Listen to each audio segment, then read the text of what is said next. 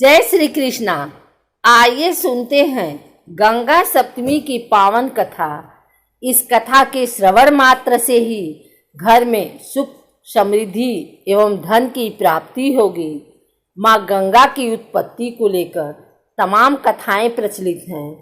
एक कथा में तो भगवान विष्णु के पैर के पसीनों की बूंदों से गंगा के जन्म की बात कही गई है। इस कथा के अनुसार जब भगवान शिव ने नारद मुनि, ब्रह्मदेव और भगवान विष्णु के समक्ष गाना गाया तो इस संगीत के प्रभाव से भगवान विष्णु का पसीना बहकर निकलने लगा, जिसे ब्रह्मा जी ने उसे अपनी कमंडल में भर लिया। इसी कमंडल के जल से गंगा का जन्म हुआ। वही एक अन्य कथा के अनुसार एक बार गंगा जी तीव्र गति से बह रही थी। उस समय ऋषि जह्नु भगवान के ध्यान में लीन थे और उनका कमंडल और अन्य सामान भी वहीं पर रखा था। जिस समय गंगा जी जह्नु ऋषि के पास से गुजरी तो उनका कमंडल और अन्य सामान भी अपने साथ बहाकर ले गए। जब जह्नु ऋषि की आँख खुली तो अपना सामान न देख क्रोधित हो गए। उनका क्रोध इतना ज्यादा था कि अपने गुस्से में वे पूरी गंगा को पी गए। जिसके बाद भगीरथ ऋषि ने जह्नु ऋषि से आग्रह किया कि वे गंगा को मुक्त कर दें। जह्नु ऋषि ने भगीरथ ऋषि का आग्रह स्वीकार किया और गंगा को अपने कान से निकाला। जिस दिन एक घटना घटी उस दिन गंगा सप्तमी थी।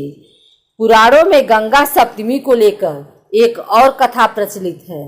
यह कथा भगवान श्री कृष्ण और राधा को लेकर है। एक बार ब्रह्मलोक में श्री कृष्ण और राधा रास रचा रहे थे। इस रास में श्री कृष्ण और राधा बहुत लीन हो गए। श्री कृष्ण और राधा अपने रास में इतने लीन हो गए कि वह जल बन गए। उनके जल बनने पर ब्रह्मा जी ने उन्हें अपने कमंडल में भर लिया।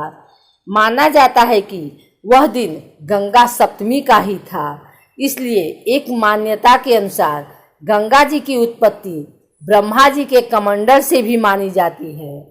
पुराणों के अनुसार गंगा विष्णु के अंगूठे से निकली है। इस कथा के अनुसार एक बार कपिल मुनि ने राजा सगर के 60,000 पुत्रों को श्राप देकर भस्मीकृत कर दिया। जिसके बाद राजा भागीरथ के वंशजों ने गंगा जी की घोर तपस्या की, लेकिन माँ गंगा ने उन्हें दर्शन नहीं दिए और एक एक करके उनके वंशजों ने अपना देह त्याग दिया। अपने पूर्वजों के उद्धार के लिए राजा भगीरथ ने भी घोर तपस्या की और उनकी इस तपस्या से माँ गंगा प्रसन्न हो गईं। इस प्रकार गंगा जी को धरती पर भगीरथ लेकर आए।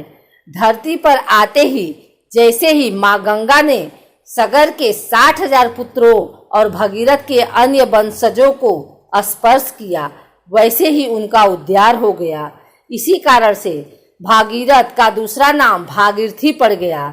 जब भागीरथ ने माँ गंगा की घोर तपस्या की, उनकी इस तपस्या से प्रसन्न होकर माँ गंगा ने उन्हें धरती पर आने का वरदान तो दे दिया, लेकिन यह भी बताया कि उनका वेग इतना ज्यादा है कि अगर वह धरती पर सीधे आती हैं तो वह पाताल में समा जाएंगी।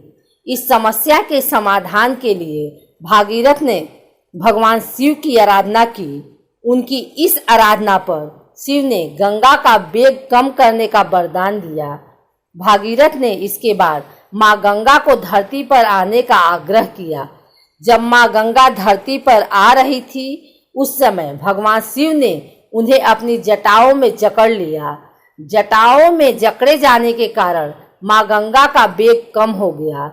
जिसके बाद माँ गंगा कैलाश से होते हुए धरती पर आई और भागीरथ के पूर्वजों का उद्धार किया। पुराणों के अनुसार यह वही दिन था जब गंगा जी भगवान शिव की जटाओं में आई।